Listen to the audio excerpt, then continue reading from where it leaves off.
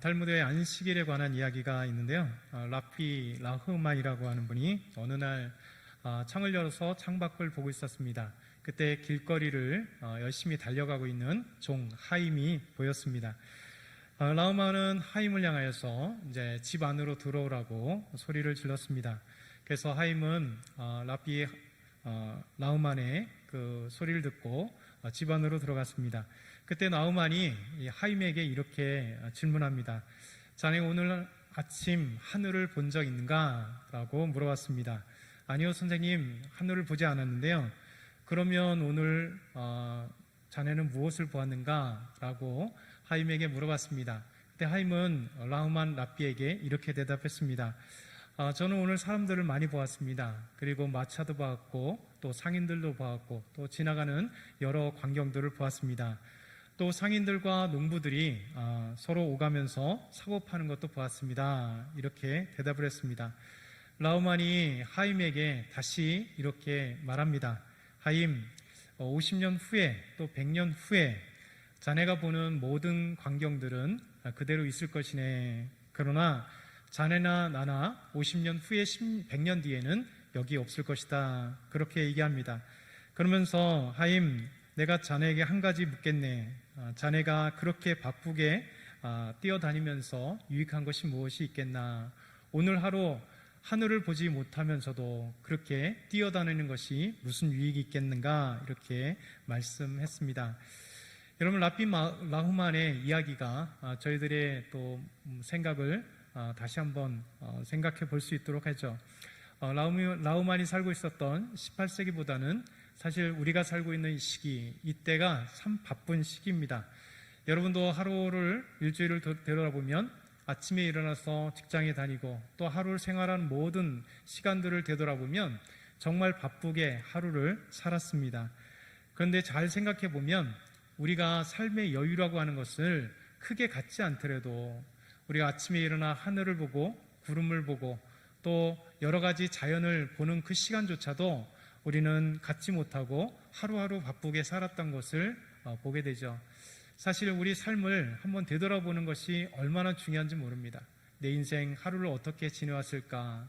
또 일주일을 되돌아보면서 이 바쁜 시간 속에서도 하나님이 창조하신 자연, 또 하나님이 내게 주신 귀한 가족, 하나님께서 나에게 주신 나의 삶의 모습들을 되돌아보는 것이 참 중요하다 생각됩니다. 오늘은 귀한 주일입니다. 이 주일은 오히려 하나님께 예배드리면서 이제 하나님과 더 긴밀해지고 가까워지고 하나님을 묵상하고 하나님과 함께하는 그 시간들을 되돌아보며 생각할 수 있는 좋은 시간입니다. 저희들이 주일이다 보니까 때로는 예배 가운데 또 부서 또 여러 가지 맡은 일들을 감당하다 보면 하루가 어떻게 지나간지 모를 정도로 바쁘게 오히려 주일을 보내는 경우가 참 많습니다. 그런데 그 시간이라도 우리는 잠시 주일에 하나님 앞에 본질적인 것, 예배를 드리고 하나님을 찾고 하나님과 묵상하고 하나님과 교제하고 만나는 시간, 우리 성도들과 함께 교제하고 성도들과 함께 이야기를 나누고 그리고 스스로 믿음을 점검해 볼 수 있는 시간, 이런 시간이 바로 주일에 더욱더 있어야 될 것 같습니다. 19세기에 살았던 유대인 아하드 하암이라고 하는 분은 이렇게 얘기를 했어요. 이스라엘이 안식일을 지켰다기보다는 안식일이 이스라엘을 지켰습니다. 그러니까 이스라엘 백성들이 안식일을 지키려고 노력한 것보다도 오히려 안식일이 그들을 쉼을 갖게 하고 하나님과 만나게 하고 그 속에서 하루를 온전히 어떤 점검의 시간들을 갖게 했기 때문에 이스라엘을 오히려 있게 한 것이 안식일이다, 이렇게 얘기를 합니다. 사실 그 현대 유대인들도 종교인들이 있습니다. 유대인들이 다 하나님을 믿는 건 아닙니다. 지금 대부분 다 이스라엘에 있는 유대인들도 또 미국에 있는 유대인들도 대부분 다 세큘라라고 얘기를 합니다. 세속주의들, 그러니까 1년에 한 번도 회당에 가지도 않고 하나님을 믿지 않는 유대인들이 60%가 유대인들입니다. 그 중에 20%는 1년에 한 번 정도, 마치 썬데이 크리스천처럼 1년에 한 번 교회 가는 그런 그리스도인들처럼 1년에 한 번 겨우 회당에 가는 그런 유대인들이 한 20%. 그 나머지 20%가 뭐냐? 그 20%는 그래도 주중에마다 안식일마다 회당에 가서 하나님께 예배드리고 그렇게 하나님을 찾는 사람들. 그러나 실제 이스라엘의 유대인들 중에 5%만이 정통 정통 유대인이라고 합니다. 그래서 닥트라고 하는데 이 정통 유대인들은 5%. 그래서 정말 하나님께 예배드리고 잘 믿음 생활하는 사람은 이스라엘에도 5%밖에 되지 않는. 그럼에도 불구하고 제가 이스라엘 가서 참 느꼈던 게 뭐냐면 한국에서는 참 불교학자로 열심히 생활하고 또 주일에 정신없이 예배드리고 부서에 가서 예배드리고 이끌어가고 담당하는 것들을 하다 보니까 사실 주일을 거의 아침부터 저녁까지 회의가 다 끝나면 늦은 시간까지 이렇게 시간 정말 숨 쉴 시간, 여유를 가질 시간도 없을 때가 많았습니다. 이스라엘에 가서 느낄 때 그러니까 안식일을 처음 한번 느껴봤어요. 그러니까 안식일이 샤밧이 금요일 해 넘어갈 때부터 토요일 해 질 때까지가 샤밧입니다. 이 샤밧 때 그러니까 유대인들은 비록 정통 유대인이 아니고 이 다티들 종교인이 아니더라도 유대 법으로 안식일에는 이제 가게를 열 수가 없어요. 그러니까 모든 상점들이라든가 모든 그런 일하는 곳을 다 문을 닫습니다. 그러다 보니까 이스라엘 거리를 가다 보면 다 닫혀 있어요. 대부분의 상가가 다 닫혀 있습니다. 그러니까 샤밧 때는 문을 여는 데가 어디냐면 무슬림들은 금요일이 샤밧이기 때문에 그들에게 있어서 안식일이기 때문에 먼저 무슬림이 전날 쉬고 그 다음에 유대인들이 쉴 샤밧 때는 무슬림들이 문을 열어요. 그러다 보니까 이스라엘 시내, 예루살렘 시내를 이렇게 다니다 보면 정말 한적합니다. 연 곳도 별로 없고 그리고 다 문이 닫혀 있고 조용한. 그러다 보니까 이 샤밧에 진짜 이런 것이 안식일이구나. 그러면서 그들은 이제 정통 유대인들은 회당에 가서 예배를 드리고 그러면서 이 샤밧 때 함께 저희가 교회 샬롬교회에서 함께 예배 드리면서 주일날 예배 드리고 함께 쉼을 누리고 함께 그런 모습을 보면서 안식이 참 이런 모습이구나 라는 것을 느껴봤어요. 그러면서 8개월 동안 이스라엘에서 참된 안식, 하나님 앞에 예배 드리고 하나님 앞에 쉼을 얻고 이 시간대에 우리 가족들과 함께 좋은 시간들을 보내며 그런 서로 성도들과 가족들과 또 하나님과 관계 속에 이런 것들을 누려본 경험이 있습니다. 그래서 우리는 가끔가다 이렇게 신앙생활을 하면서도 또 일주일 생활하면서 그러니까 잠시의 여유가 필요해요. 그래서 인생을 돌아볼 수 있는 여유, 또 하나님을 바라볼 수 있는 여유, 그 다음에 내 삶의 믿음을 돌아볼 수 있는 여유, 교회를 돌아볼 수 있는 여유, 이런 여유들이 참 필요하다 생각됩니다. 그리고 오늘 말씀을 보게 되면 우리 인생을 한번 좀 더 넓고 깊게 멀리 바라봤을 때 우리 인생에 찾아오는 삶의 문제가 무엇인가를 보면서 하나님 우리에게 한 가지 답을 허락하시죠. 그것은 바로 그 첫 번째, 삶에는 여러 가지 시험이 찾아온다라고 하는 것입니다. 우리 인생에는 조금 더 되돌아보면 그리고 좀 더 넓게 보면 항상 우리 인생에 시험이 찾아옵니다. 그래서 야고보서 1장 2절의 말씀 보면 이렇게 말씀하죠. 내 형제들아 너희가 여러 가지 시험을 당하거든 온전히 기쁘게 여기라. 야고보 사도, 오늘 예수님의 동생 야고보는 우리에게 이렇게 말씀합니다. 형제들아 너희가 여러 가지 시험을 당하거든, 여러 가지 시험을 당한다. 여러분 시험이라고 하는 영어로 하면 트라이얼인데 이 시험이라는 시험, 시련, 고난, 재판이라고 하는 의미를 갖고 있습니다. 그래서 재판을 쓸 때도 이 단어를 쓰고 또 시험, 또 온갖 시련, 고난 이 단어를 동일하게 사용합니다.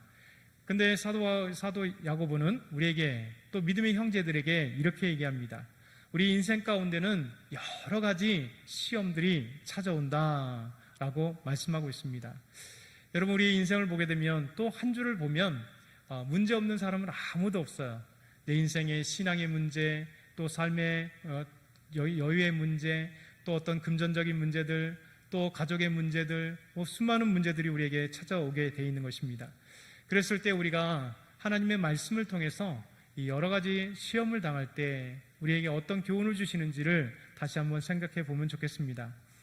우리가 미국 백악관 차관보를 지냈던 강영우 박사님을 여러분 잘 알고 계실 겁니다. 이 강영우 박사님이 마지막 유고집 내 눈에는 희망만 보였습니다 라고 하는 책이 있습니다. 이 강영우 박사님이 이 책뿐만 아니라 다른 여러 곳에서 또 간증을 통해 또 책을 통하여 자기 삶의 일대기를 우리에게 많이 전해주었습니다. 마지막 유고집이었던 내 눈에는 희망만 보였다라고 하는 곳에서 정말 인생의 전환점이 되었던 삶을 우리에게 소개해 줍니다. 강영우 박사는 15살 때 후천적 시각장애가 됐죠. 그는 축구를 하다가 눈에 모래가 들어갔고 이후에 잘못 수술하고 난 뒤에 시각장애가 되었습니다. 그러면서 소년 강영우는 하나님 앞에 후천적 장애가 되고 난 뒤 정말 눈물을 흘며 하나님 앞에 그렇게 질문을 했습니다. 하나님, 도대체 나에게 무슨 죄가 있길래 나를 시각장애인 되게 하셨습니까? 그러면서 수없이 수백 번 수천 번 하나님께 물었습니다. 왜 하필 납니까? 왜 하필 납니까? 왜 하필 접니까? 하나님, 왜 나에게 이런 시각장애를 주셨습니까? 그러면서 이 소년 강영우는 하나님 앞에 불평과 원망, 그러면서 기도하면서 하나님, 저에게 이 시각장애를 낫게 해주십시오 라고 하나님 앞에 끊임없이 기도했습니다. 그럼에도 불구하고 하나님은 응답하시지 않았죠. 근데 그에게 있어서 정말 인생의 터닝포인트, 완전 변환점이 일어나는 사건이 있었습니다. 1964년 우리 소년 강영우가 기독교 방송, 그중에 인생 상담이라고 하는 프로그램을 청취할 때였습니다. 그때 그의 고향 문오리 교회에서 알게 되었던 반병섭 목사님이 그 인생 상담을 인도했습니다. 그때 너무나 기쁜 나머지 이 소년 강영우는 평소에 정말 질문하고 정말 하나님 앞에 눈물을 흘며 기도했던 그 내용들을 편지를 써서 반병섭 목사님에게 보냈습니다. 왜요? 하나님 왜 나에게 응답하지 않는 걸까요? 라고 자기의 사연과 함께 하나님께 응답하지 않는 그 내용을 편지를 써서 이 프로그램에 보냈습니다. 그때 반병섭 목사님은 아주 명쾌하게 짧게 우리 소년 강영우에게 이렇게 편지를 했습니다. 하나님께서는 이미 대답하셨단다. 놓으라고. 하나님께서 당신을 위해 준비하시는 일이 분명히 있다. 이 얘기입니다. 하나님은 강영우 네가 내 눈을 낫게 해달라고, 치유해달라고, 보게 해달라고 기도했는데 하나님 분명히 응답하셨다. 놓으라고, 아니라고. 그러나 너에게는 하나님께서 뜻하신 일, 하나님께서 계획하신 일이 반드시 있다. 그렇게 짧은 문구로 그에게 대답한 것이죠. 그러면서 성경 2곳을 전해주었습니다. 그때 소년 강영우는 이것으로 인하여 그의 장애를 극복할 수 있는 첫걸음이 되었고 또 신앙의 갈등을 해결하는 열쇠가 되었습니다. 그 첫 번째 요절은 요한복음 9장 1절부터 3절의 말씀입니다.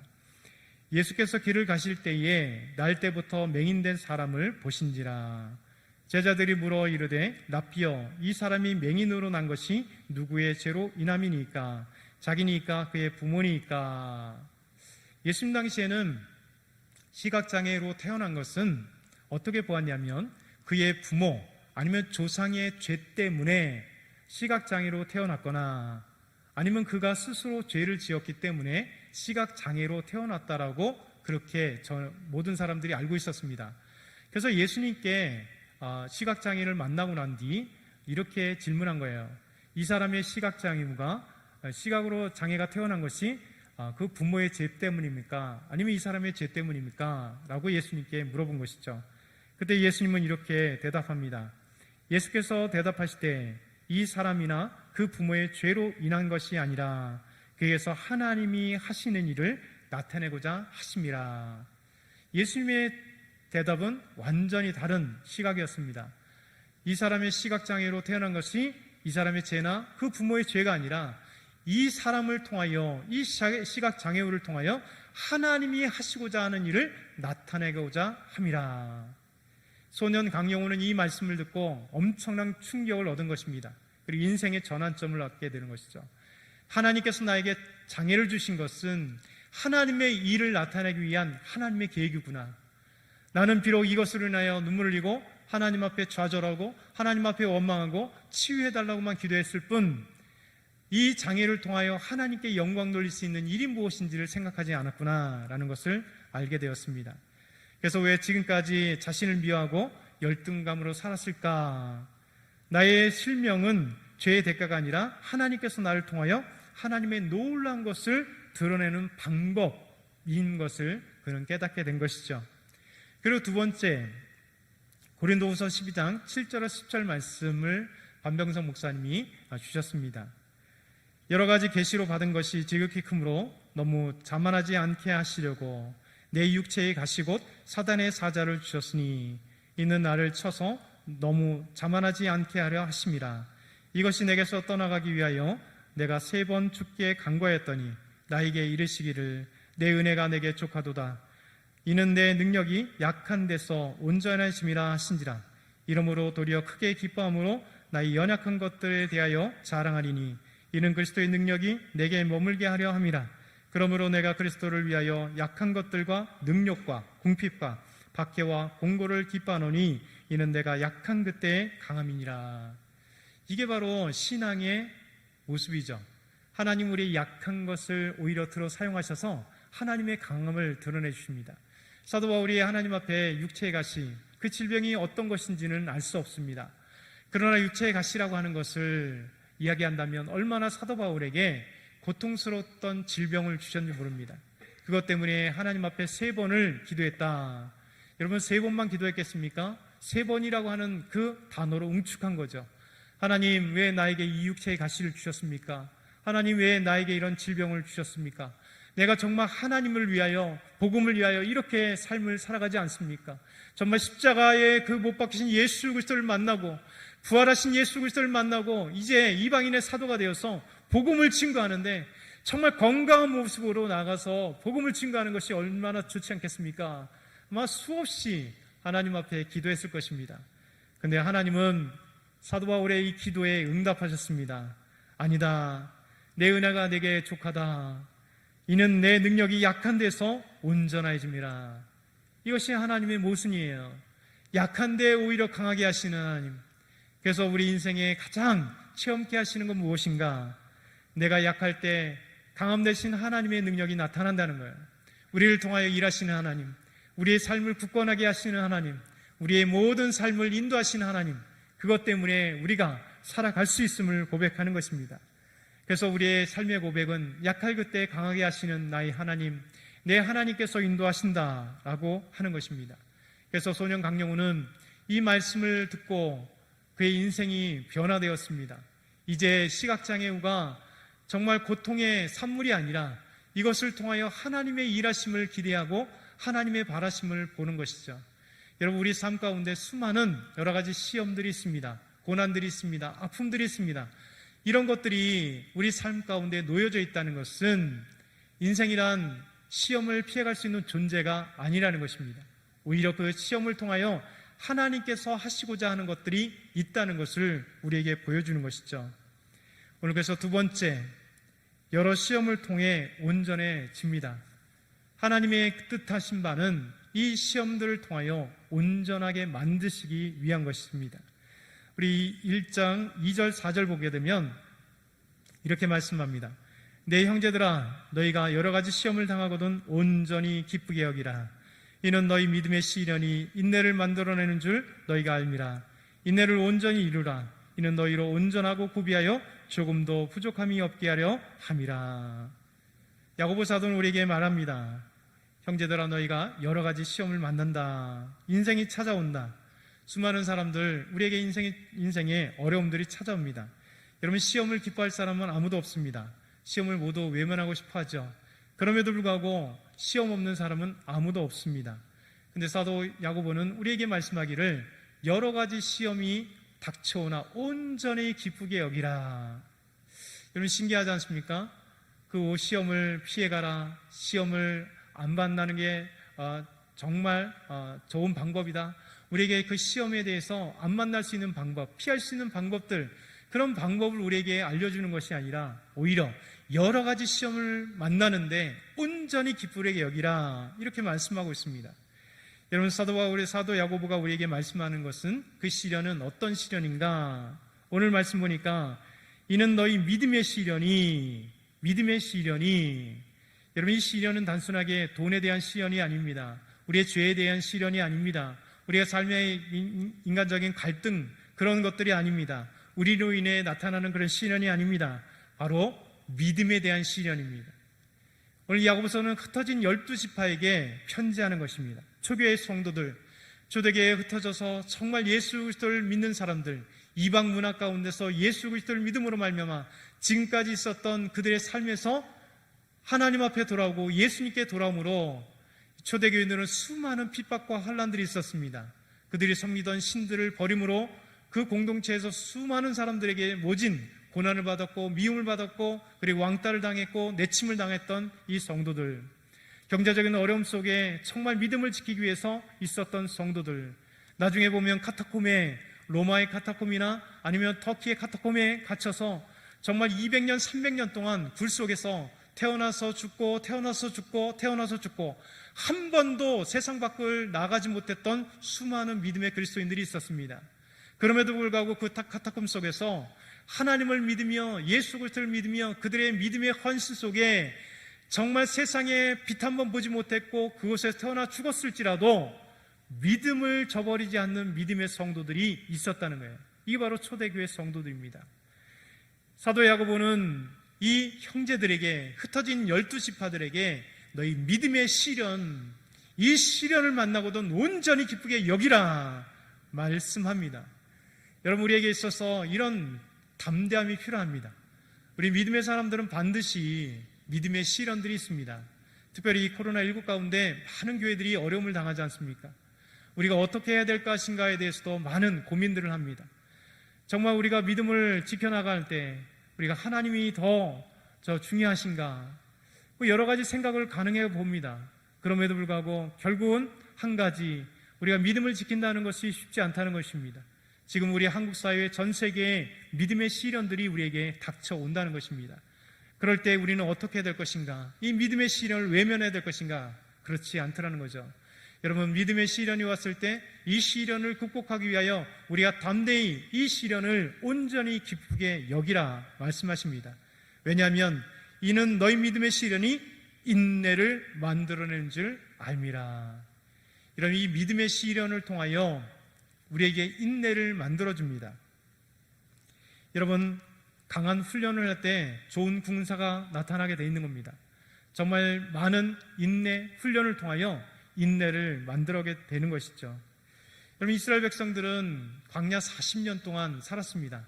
비록 그들의 죄, 하나님 앞에 온전히 섬기지 못하여 이스라엘을 40일 동안 정탐하고 난 뒤에 그들은 하나님 앞에 10명의 정탐꾼들 이야기를 듣고 불평함으로써 그 40일을 하루를 1년씩 해서 40년 동안 광야 생활을 했습니다. 분명히 이스라엘의 죄 때문입니다. 잘못된 선택 때문에 40년이 있게 되었습니다. 그럼에도 불구하고 하나님은 이 40년 동안 이스라엘 백성들을 훈련시켰죠. 40년의 광야 속에 살아계신 하나님을 보게 된 것입니다. 출애굽부터 시작하여 하나님은 불과 구름 기둥으로 그들을 인도하시고 보호해 주셨습니다. 만나를 먹여주심으로 그들을 먹여주시는 하나님, 생명의 공급자이신 하나님이 누구신가를 보여주셨습니다. 반석에서 물이 나오므로 그들은 가라목을 죽일 수 있도록 해주셨습니다. 때로는 고기가 없다 할 때 하나님 동풍을 통하여 메추라기를 이에서 냄새가 날 정도로 먹고 남았습니다. 하나님은 그렇게 이스라엘 백성들, 불평하고 원망했던 죄인들에도 불구하고 그들을 40년 동안 보호하시고 훈련시켰던, 그래서 우리 인생은 40년 광야 인생이에요. 우리 삶의 길은 광야 길입니다. 우리 모든 사람들이 겉보기에는 정말 평안한 것 같습니다. 잘 사는 것 같습니다. 아무 고통이 없고 문제가 없는 것 같습니다. 그런 세상에 하나도 문제 없는 사람 없어요. 삶에 여러 문제로 고생합니다. 광야 속에 살아갑니다.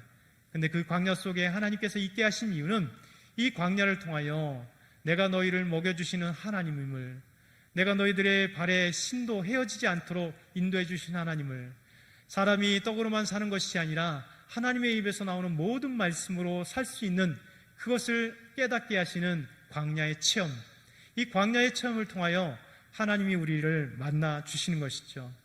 여러분, 시험이라고 하는 것을 통해서, 믿음의 시험을 통해서 하나님 우리를 든든하게 만드십니다. 인내하게 만드십니다. 누가 계시기 때문에요? 하나님이 계시기 때문에. 이 수많은 믿음의 시련 가운데 하나님이 우리와 함께 하심으로 정말 기도하고 인내하고 눈물을 흘리고 하나님 앞에 나아가는 것입니다. 우리 하나님께 나아갈 때 하나님께서 역사해 주십니다. 여러분, 광야에 가게 되면, 시내 광야나 여러 광야에 가면 나무 하나가 굳건히 서 있습니다. 비록 땅속에 물이 들어가 있기 때문에 서 있는 나무, 그 나무를 아카시아 나무라고 얘기합니다. 그래서 성경에는 조각목이라고 얘기하죠. 여러분, 이 아카시아 나무, 조각목은 이 광야에 있기 때문에 정말 자라지 않습니다. 그러니까 이만큼 자라면 적어도 몇십 년에서 몇백 년 정도 되는 나무. 그러니까 차근차근 나가요. 아주 가시가 있는. 근데 그 나무는 광야에 있기 때문에 물을 정말 적게 먹어도 그 뜨거운 태양에서 견뎠기 때문에 딱딱합니다. 그렇기 때문에 하나님은 그 아카시아 나무, 조각목으로 법궤를 만들라고 얘기합니다. 이 법궤를 만든 조각목은 100년이 지나도 200년이 지나도 뒤틀리지 않습니다. 왜냐하면 너무나 단단하기 때문에. 그러니까 하나님은 우리가 정말 어려운 환경 속에 믿음으로 굳게 나아간 사람들은 정말 믿음의 보석같이 하나님께서 우리를 사용하시고 하나님께서 우리를 이끌어 가세요. 이것이 광야의 생활입니다. 여러분, 잔누기용 부인이 있습니다. 지금부터 한 350년, 360년 전에 계신 분입니다. 이 잔누는 1648년에 귀족 가문에서 태어났습니다. 프랑스의 귀족 가문에서 태어난. 그래서 아버지는 신실한 그리스도인, 근데 어머니는 반면에 사교계에 활약했고 허영심이 가득한 어머니, 그 사이에 태어났습니다. 잔누는 어렸을 때부터 하나님과 밀접한 교제를 했고 신앙적인 체험들을 감당했던 아이입니다. 그래서 잔느가 하나님 앞에 소원하면서 저는 정말 수녀가 되고 싶습니다 라고 하는 그런 소망을 가졌었어요. 그런데 그의 부모님에 의해서 16살 때 22살이 많은 짜쿠 귀용이라고 하는 이 귀족에게 시집을 보냈습니다. 여러분, 그 당시도 우리나라도 마찬가지였지만 그 당시 프랑스도 마찬가지로 결혼하고 나서 남편의 얼굴을 처음 보았습니다. 22살 많은 남편, 그러나 또 허약한 남편. 그 남편은 예수 믿지도 않았고 그 시집한 그 생활부터 시작해서 이 잔느는 정말 인생의 고통의 삶이 시작되었습니다. 남편은 병약했기 때문에 계속해서 병수발을 했고 시어머니는 너무 개팍해서 매일 학대와 모욕이 그에게 계속해서 있었습니다. 불행한 삶을 살았죠. 그래서 잔느가 유일한 희망이었다면 하나님과 교제하는 것입니다. 하나님께 기도하며 하나님을 찾으며 눈물을 흘며 나아갔던 잔느였습니다. 그러다가 어느 날 잔느도 병이 들어서 참 고생했습니다. 우연찮게 프란시스코 수도의 수사를 만나게 되었습니다. 그러면서 잔느에게 이렇게 얘기를 합니다. 마음속으로 하나님을 찾으세요. 마음속으로 하나님을 찾으세요. 힘들고 어려울 때 하나님을 찾으세요 라고 얘기합니다. 이 조언을 받고 잔느의 인생은 완전히 더 바뀌었습니다. 잔느는 완전히 하나님께 인생을 맡겼습니다. 그리고 단순한 기도로 하나님 앞에 나아가기 시작했습니다. 그리고 삶에서 하나님의 임재를 체험하기 시작했습니다. 잔느는 28살 때 이제 남편과 사별하게 되었고 혼자 살게 되었습니다. 그리고 평생 하나님 앞에 헌신하게 되었죠. 이 잔느 귀용 부인의 이 수많은 어려움과 삶 속에 그 속에서 하나님을 만나고 하나님의 임재를 체험하며 하나님께서 말씀하시고 기도의 그 아름다운 모습을 통해서 수많은 사람들이 용기를 얻고 많은 그리스도인들이 하나님을 만나게 되고 그의 귀한 가르침을 통해서 그의 삶을 통해서 수많은 그리스도인들이 용기를 얻었습니다. 오늘날 그 인생 밑바닥에 갔을 때 잔느 귀용 부인이 이런 이야기를 그리스도인의 성숙에 이르는 마지막 단계들이라고 하는 책에 이렇게 얘기합니다. 그리스도인이 이 광야, 이 황량한 장소, 감각이 마비되는 이 어두운 밤, 그리스도께서 왜? 라고 외치신 바로 그 경험에 맞닿는 시간에 도달할 때, 신자가 오직 믿음만 걸치고 나아갈 그때 비로소 신자는 주님 안에서 진정으로 세워지고 견고한 기초를 다지게 된다. 여러분, 인생의 광야에 있을 때 하나님 만난다는 겁니다. 예수님께서 십자가에서 왜? 라마, 하나님 어찌하여 하나님 앞에 그렇게 부르짖으며 눈물을 흘리는 그 십자가의 고통 가운데 갔을 때 살아계신 하나님, 우리 인도하신 하나님, 그 하나님을 경험하게 된다라고 잔누기용 부인이 이야기를 하는 것입니다. 여러분, 우리 인생을 되돌아보면 수없이 많은 이렇게 여러 가지 시련들이 찾아옵니다. 믿음의 시련들이 찾아옵니다. 그 시련을 다시 한번 되짚어보며 보았을 때 하나님 우리를 인내하게 만드십니다. 그리고 그 인내를 통하여 하나님께서 우리를 더욱더 하나님의 사람으로 바꿔가시고 만들어 가신다는 겁니다. 그러면 마지막으로 우리가 생각해 볼 때, 그렇다면 이 여러 가지 시험을 만났을 때, 이 거친 광야의 훈련이 있을 때 하나님은 우리를 어떻게 이겨나가게 하실까? 우리는 그런 능력이 있을까? 우리는 방향을 몰라 애타하고 힘들어합니다. 그런데 오늘 말씀은 간단하게 우리에게 그 비밀을 소개해 줍니다. 5절부터 8절 말씀입니다. 우리 5절부터 8절. 너희 중에 누구든지 지혜가 부족하거든 모든 사람에게 후히 주시고 꾸짖지 아니하시는 하나님께 구하라. 그러하면 주시리라. 오직 믿음으로 구하고 조금도 의심하지 말라. 의심하는 자는 마치 바람이 밀려 요동하는 바다 물결 같으니 이런 사람은 무엇이든지 죽게 얻기를 생각하지 말라. 두 마음을 품어 모든 일에 정함이 없는 자로다. 아멘. 여러분, 수많은 여러 가지 이 시련 속에 우리가 이길 수 있는 방법, 그래서 우리가 온전히 기쁘게 여기는, 그래서 인내를 얻을 수 있는 방법, 그것은 바로 우리가 시련 가운데 지혜가 부족하기에 하나님 앞에 지혜를 구하라는 것입니다. 여러분, 문제가 딱 발생하면 우리는 우리의 뇌가 멈추는 것 같아요. 어떤 방법을 찾지 못할 때가 참 많습니다. 그럴 때 우리는 우리의 것들을 내려놓는 훈련을 해야 됩니다. 우리의 지혜, 우리의 생각, 우리의 지식, 우리의 아는 사람들. 하나님은 먼저 이 훈련을 시킵니다. 내려놓는 훈련.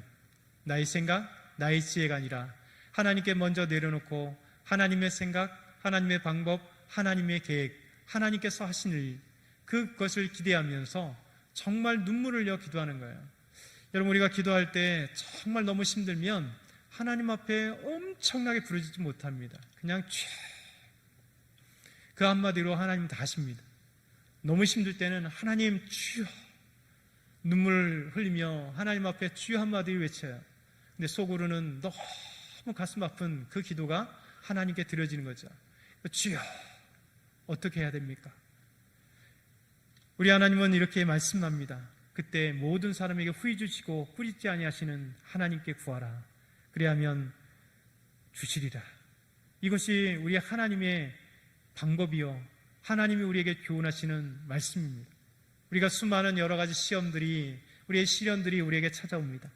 그때 우리 것을 내려놓고 후히 주시고 꾸짖지 아니하시는 하나님께 간구할 때 우리 하나님은 이 어려운 시련들을, 믿음의 시련들을 극복하여서 인내를 만들어낼 수 있는 그 훈련들, 그 방법들, 그 열쇠를 우리에게 주신다는 겁니다. 하나님은 모두에 응답하십니다. 강영우 박사에게 응답하신 것처럼 no라고 할 때도 그것도 응답이요, yes라고 할 때도 응답입니다. 이 모든 것들이 하나님의 계획이고 하나님의 방법이며 하나님의 일하심입니다. 이 일하심을 생각하면요, 우리 인생에 하나님 앞에 기도할 때 no라고 했을 때도, 응답하지 않는 것 같아도 하나님이 다른 방법을 우리에게 주시는구나, 다른 것을 우리에게 주시는구나 감사하고 찬양할 수 있습니다. yes라고 할 때도 교만하지 않고 정말 약하게 그때 강함되게 하시는 하나님 앞에 더욱더 겸손히 나아갈 수 있는 것입니다.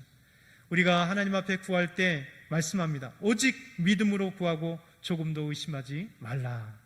이것이 비밀입니다.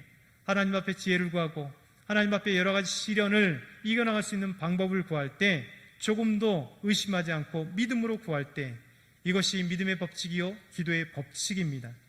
바로 마치 바람이 밀려 요동하는 바다 물결 같으니 이런 사람은 무엇이든지 죽게 얻기를 생각하지 말라. 두 마음을 품어 모든 일에 정함이 없는 자로다. 의심하는 자는 바람이 밀려 요동하는 그런 사람과 같습니다. 우리 주님께서 우리에게 말씀하십니다. 우리가 여러 가지 시험을 맞을 때 온전히 기쁠 수 있는 이유는 바로 하나님께서 지혜를 주심으로, 지혜를 통하여 우리가 인내하게 하시고, 인내를 통하여 하나님의 일하심을 보게 하시고, 하나님 그 여러 가지 시련을 이길 수 있도록 하나님께서 이끌어 주십니다. 그러기에 오늘도 저와 여러분이 하나님 앞에 기도하고 잠잠히 우리 것을 내려놓으며 예수 그리스도 앞에 달려나가는 저와 여러분이 다 되길 축원합니다.